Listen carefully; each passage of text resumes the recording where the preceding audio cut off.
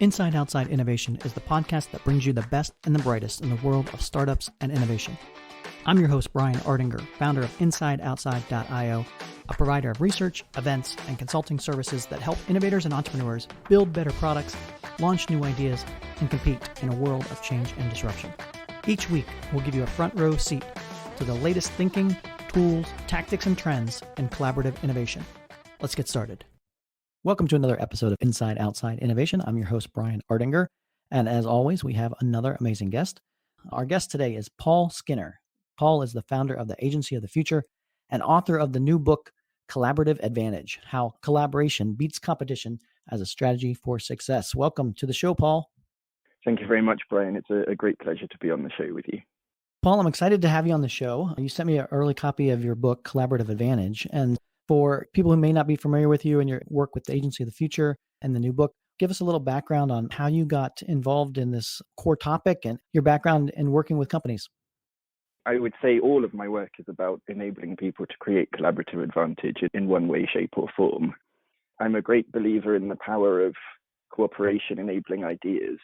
One of my formative experiences came when I was 6 years old, and my father was lucky enough to have one of the first ever heart transplant operations. Wow. Now, that was made possible by innumerable acts of cooperation, of course, and essential among those was an individual act of life-saving peer-to-peer cooperation. From well before we had access to the internet or social media or there was anything conceived of as the sharing economy, of course, in the form of a motorcyclist who was thoughtful enough to carry a donor card to be on our organ donor registry. Now, I also believe that business is at its best when driven by cooperation enabling ideas. If you're my customer and I'm in business and I'm not doing something that enables you to improve your life, then arguably there's no reason why I should exist as a business in the first place. If I can't do that through some form of exchange that makes it worthwhile for the business and also a contributor to the community that we live, work, and operate in, then how can I really exist as a business? Now, that might seem sort of embarrassingly obvious, but I would suggest that this fundamental cooperative nature of business activity has somewhat been overshadowed by the idea of competitive advantage. And my hope is that by creating collaborative advantage, we can restore human purpose to the heart of the stories that we tell about business and the realities that we live up to, and better harness our innate capacity for cooperation as a means for fulfilling that purpose. So let's talk a little bit about what is collaborative advantage and how does it really compare to what we typically have heard of competitive advantage? Collaborative advantage is the business advantage that comes from harnessing the fuller value creating potential outside the business, as well as the value creating potential inside the business. So it's a fundamental alternative to the bounded concept of competitive advantage, which is about aligning the resources you own, manage, and control to create a superior customer offering, which sounds well and good, but of course, by focusing our attention in one place, it can also cause us to overlook potentially greater opportunities for value creation that may have existed elsewhere. So my hope is that collaborative advantage can provide the triple benefit of overcoming what I propose are the limitations of competitive advantage, helping us to grow our businesses more quickly by better harnessing the value creating potential of the world around us, including, by the way, of our customers as the primary active creators of their own value at any point in time, or in the case of a non-profit, to accelerate social change by better harnessing our collective agency and the agency of the groups that we're looking to support. So let's talk a little bit about maybe some examples that you've seen of companies that have moved away from the traditional competitive advantage focus to more of a collaborative environment. I mean, we have examples like obviously the sharing economy and that, but what are some of the examples of why this trend is happening and some examples of companies that have embraced this collaborative nature? I've actually just got back in the past couple of days from Rotterdam, where I was speaking about collaborative advantage to entrepreneurs there. And so I might just give you 2 or 3 examples, literally, that I had come across between arriving at Rotterdam Central Station and getting to my hotel. because once you start looking at the world through the lens of collaborative advantage, you really see examples all over the place. So first of all, I would say that Rotterdam itself appeared to be an example of collaborative advantage in that historically it became a great city, not so much by competing with the world's other great cities, but more by being connected to them through its port. Then when I arrived at the train station, the first thing I needed was a bottle of water. There's a supermarket in the train station, and I came across the city water scheme, where instead of buying a single-use bottle of mineral water, you can buy a reusable, higher quality bottle of water. When you buy that bottle, you make a contribution to sustainable water programs in parts of the world where access to clean drinking water is not always available. And in exchange, there is a system of pipes across the city where you can refill that reusable, sustainable bottle to hydrate yourself while you're moving around Rotterdam. Mm-hmm. And those pipes also provide sponsorship opportunities for businesses. And then walking with my water bottle to the hotel, just before getting to the hotel, I came across a gym called Train More, and it had the tagline, "Train more, pay less."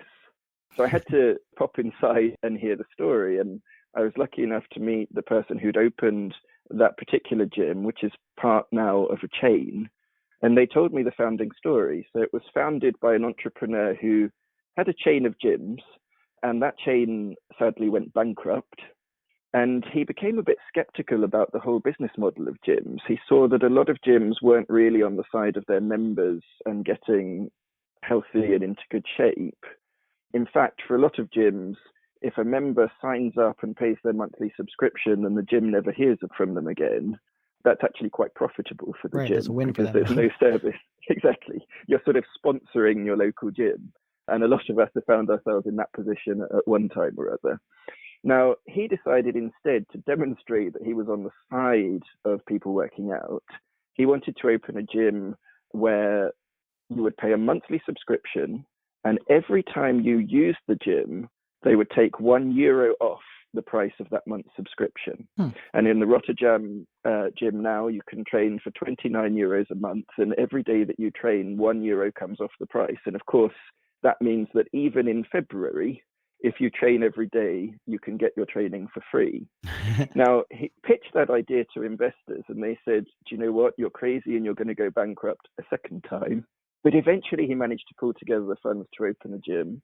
It was a great success. He opened more. He now has 8 in Amsterdam alone and other gyms across the Netherlands, and has now raised €16 million to start expanding that chain of gyms into neighboring countries. So those are, I think, my 3 most recent examples of collaborative advantage in practice from the trip I've just got back from. That's a great example, but it also kind of highlights some of the obstacles that you face if you're going to go against the traditional competitive advantage approach. What are some of the obstacles that are holding companies back from embracing the switch from more competitive to more collaborative? Well, I think a lot of the techniques that I propose in the book individually are starting to become known by businesses. But I think that where there was an important gap is assembling them into an entire approach to strategy, calling it collaborative advantage, and providing a framework that people can use to systematically create collaborative advantage.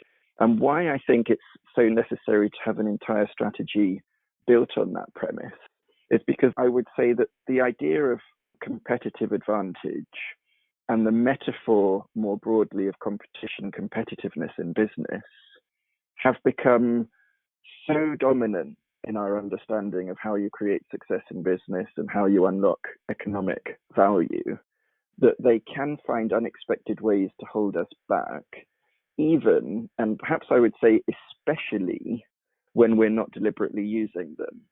Many criticisms, of course, have been made of the idea of competitive advantage before me. People who have said it's too often a zero-sum game. If I'm trying to compete with you, my natural instinct is to replicate what you're doing, but to try to offer more for less, which can extract value from both of our businesses. Other people point out that competitive advantage may too often have been used to prioritize shareholder value in a way which has been to the active detriment of broader stakeholder value. Financial analysts have shown that the length of time we can hold on to a competitive advantage has diminished at an accelerating rate since the idea was first introduced. And then you have people like Kim and Mo Bornia, the authors of the Blue Ocean Strategy series of books, who I'm sure would make excellent guests on your podcast, by the way, and who argue, I think, really quite convincingly, that the biggest disruptions we're likely to face probably don't come from our direct competitors anyway. Right. So too much of a focus on competitor strategy can leave us blind to the opportunities and threats of bigger change. And then my particular criticism, and I think this sort of gets to the heart of what is holding people back, is that I think that dominant story of the idea of competition and competitiveness can create a perception of the relationship between the business and the environment in which we operate, which causes us not to spot opportunities in the first place and therefore not to be able to take advantage of them. It too readily reinforces the idea that we inside the business are the value creators and that we can simply perform our way to success, and that people exist outside the business either as competitors seeking to capture that value or as customers who we too readily reduce to the role of consumers, Right. which is, I would say, the word in the whole of the English language that I most detest, because it appears to limit the human agency of the people who are most important to us, our customers, to their capacity to diminish by however many units the world's supply of whichever resource we happen to be selling them. Whereas in reality, of course, the value creation process is a tremendously collective process. There is more value in the spaces between us than within anything. And far from being the passive recipients of value, our customers are almost certainly at almost any point in time the people doing the most to improve their own lives anyway. So the more we orientate ourselves around their desires, their purpose, their activities, their lives, and enabling the changes they want to achieve and sharing in the value we can co-create with them, the more collaborative advantage we can build and the more success we can build. Absolutely. In the book, you talk about a framework that you've kind of outlined and some of the steps that companies can start to take this approach towards building out their business and their strategy. Why don't we walk through a little bit about what are the steps of this collaborative advantage approach? The framework was called the outside-in framework, and it involves an audit that is available in the book that can help us ask ourselves different sets of questions that help us to overcome the cognitive biases that we may have inherited from competitive advantage. It identifies the dynamic capabilities we can build to grow our businesses more quickly. So it involves 5 steps, although in reality, the application of these steps may be more organic rather than in a sequence. But I think it will always begin by finding common purpose. And in the book, I propose that the best way to do that is to see your business as an enabler of change rather than as a deliverer of change. So that's about moving away from the competitive question, what do we do best? And towards the collaborative question, what do we enable people to do better? And if our customers are the primary value creators, it makes sense to begin with the purpose we enable them to fulfill and to make that purpose common by unifying our resources, the resources of our partners, and so on, to better enable that purpose. Shall I give an example that, of course, everybody knows inside out? So when Amazon launched the first online bookstore, they, in a sense, inverted the conventional competitive model of a shop, which is I have stuff and I try to sell you my stuff better than the shop next to me. And they replaced it with the collaborative proposition of I am here to enable you to choose. I don't mind what you choose, I'll find a way to get it to you. When Amazon launched, they literally had no relationships with distributors who required bulk orders from conventional shops. So as a customer, if we went online and bought a book from Amazon, an Amazon member of staff would then have to go manually to a distributor and put a minimum order that included the book you just ordered and then a whole series of books that they knew full well to be out of stock, so that the distributor would then give them the one book they'd ordered and a note saying, we're sorry, we weren't able to fill the rest of your minimum order. And of course, today it's at the heart of their over 200,000 global retail partnerships. So that's just one demonstration of how powerful it can be to switch from that model of what do we do best, which creates a small win, towards what do we enable people to do better, which can create a much more scalable win. What's the second step? So the second step is to make innovation more useful by structuring it in the form of the right opportunities for people to pursue that purpose.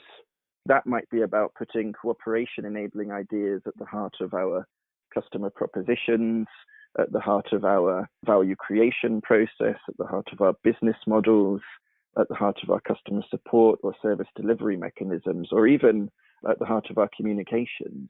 If you'd like an interesting example of the last of those, there is a commercial development, a shopping center and commercial district in Argentina called Puerto Maduro. And the developer of that district, once he'd built the shopping center and so on, brought in Jorge Heyman, one of Argentina's leading creatives, and wanted to create an advertising campaign worthy of the shopping center. But Jorge wandered around, spoke to people, spent some time in the nearby neighborhoods from whom the developer wanted to attract people to the center. And he came back and said, actually, you don't need an advertising campaign. You need to be more useful to people. And he proposed that instead of developing an advertising campaign, they create a bridge that would make it easier for people to directly cross the water from the neighboring areas and to get to the shopping center more easily rather than taking multiple buses and having a complicated walk. And then, of course, being a great creative, he said, and why not get in one of the country's top architects and make it an absolute icon of a bridge? So it serves the function of an advertising campaign as well. And he did that. It's called the Puente de la Mujer. And it is one of the most iconic bridges in Argentina, possibly internationally as well. So continue on a little bit about either the other steps or other things that you're seeing with the framework that have been helpful. So the third step is making engagement more effective by designing an environment conducive to the purpose that you're enabling. One of the things I look at in the book, for example, is the concept of extended cognition, which implies that our decisions and choices are so heavily influenced by the environment in which we take them that it is almost as if our choices are structured in that environment rather than inside our minds. So that might be about making changes to our social environment, our physical environment, our customer environment, our internal environment, even if we want to help people to be collectively buying into the purpose of the business and using their creativity to support its purpose. Step 4, I call iterate and accelerate, and is about working with our early adopters to better understand and respond to their needs as revealed in practice, as opposed to what people say they will do, think they will do, or what classical economics believes they should do. And it's about using their influence to reach a broader mainstream. I'll give the quickest example of the latter point. When we take a Coke and we carbonate it, we don't make it tastier, we don't make it more nutritious, we don't make it easier to digest. But we do make it really obvious when somebody gets up, goes to the fridge, comes back to their desk, and you hear that sound. And then suddenly, even though you weren't thirsty, you're thinking, I could really fancy a Coke. And then step 5, of course, is to build partnerships to help us scale further and faster than we could alone. The French writer Antoine de Saint-Exupéry wrote a marvelous line on partnerships. He suggested that the perfect partnership is based not on looking inwards at each other, but on looking outwards in the same direction. The most important ingredients of partnerships that I propose in the book include clearly understanding the end user purpose we're enabling, aligning the interests of the organizations around that purpose, and as a result of those two things, being able to adapt over time. And in the book, I look at all sorts of different typologies of partnership that can unlock collective value. Fascinating stuff. I do like the book, how it gives a number of different examples of how do you walk through this. Is this something that has to be top-down driven from the CEO and the C-suite to say, hey, we're going to be more collaborative, we're going to look strategically from that perspective? Or is this something that can be more grassroots driven from the management level? Or what can be done, I guess, to move an organization to a more collaborative advantage process? Collaborative advantage is a universally applicable concept. So whatever problem you have, it is possible to find a bigger solution to that problem by better leveraging the work of others, the value creating potential of others. You know, Benjamin Franklin gave us the advice to see in every problem the opportunity. Maybe the advanced version of that technique is to see in every problem the opportunity both for ourselves and for others, and thereby to build a bigger solution. Clearly, because collaborative advantage so often begins by understanding and defining our core purpose differently, there is a significant role for leadership to play. And when you have collaborative advantage embedded at the heart of an organization, defining its purpose, the better to mobilize both outside and inside around that purpose. That is the biggest contribution that can be made. Having said that, it's so important to be creating collaborative advantage at every level in an organization. I was asked to evaluate the sustainability programs of a marvelous ecotourism development that's brought more than £1 billion British to a place in England called Cornwall. And that development's called the Eden Project. And they actually teach business leaders how to ensure that they have sound, environmentally sustainable strategies. Mm-hmm. And by far, the most inspiring part of the course that I went through with them as part of that evaluation was a presentation that was made by the cleaning staff who clean the toilets at Eden. There are over 100 toilets at Eden. They have so many thousands of visitors every day, and they regularly win Loo of the Year awards and so on. I think they've won it more than any other business. It's an award for everything. Now, they just so buy into that purpose of sustainability. They choose their own products because they're not just interested in what products have the best apparent credentials. They know exactly how much cleaning product is used. They know exactly what they're doing every day and have gradually worked out the most environmentally sustainable ways to keep those loos in tip-top condition. And to the extent where, when at Eden they added some new buildings, the cleaning staff taught themselves how to use the CAD program that architects use to design buildings.